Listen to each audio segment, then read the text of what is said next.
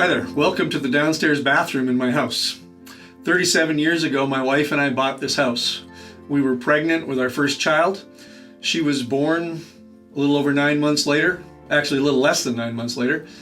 And now, today, 37 years later, she's a nurse at the Foothills Hospital in the maternity ward where that outbreak of COVID is. This bathroom has been like this since about 3 years after we bought the house, when I built it and renovated. It's time for a change. The things are starting to look a little poor, and so we need to do something about it. And that makes me think about what's going on in our lives these days. I hear talk all the time from people, God's doing something really unique in this time, and it's going to be interesting to see what he does. And I think that that's probably true, but I wonder sometimes if we think about what it means for God to do something new. If you think back to the book of Judges, God was going to do something to the oppressed nation of Israel, and so he called Gideon to do that. And do you remember what the first thing Gideon had to do was?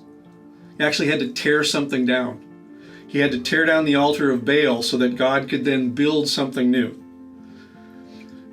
The reality is, if you're going to rebuild, if you're going to renovate, you need to tear down.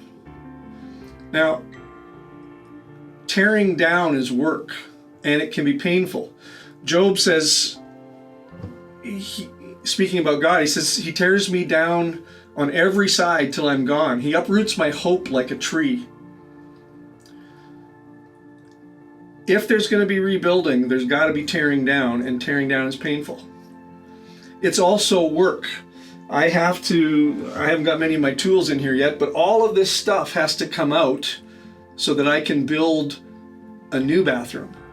And I don't know what's behind these walls anymore. There could be mold, there could be all kinds of things. I'm going to have to deal with that, but I can only deal with that as I start to tear things away.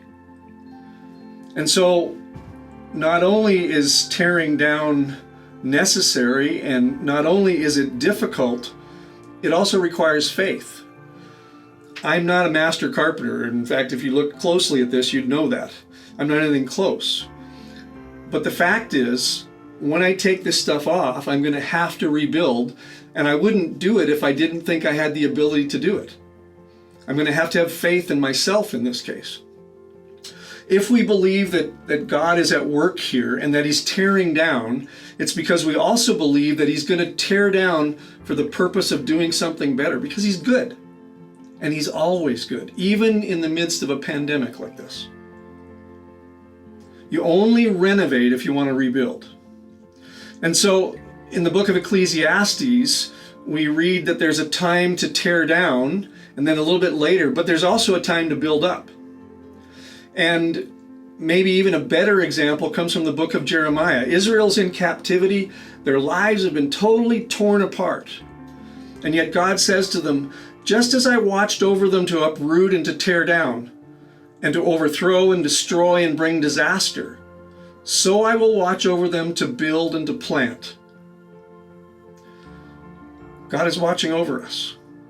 We need to trust that as we continue to go through this darkness of pandemic, this darkness of governments wildly throwing money that is just causing us debt later on. Here's the thing that encourages me the most. We go to the book of Hebrews chapter 11, and God is referred to as a builder and an architect.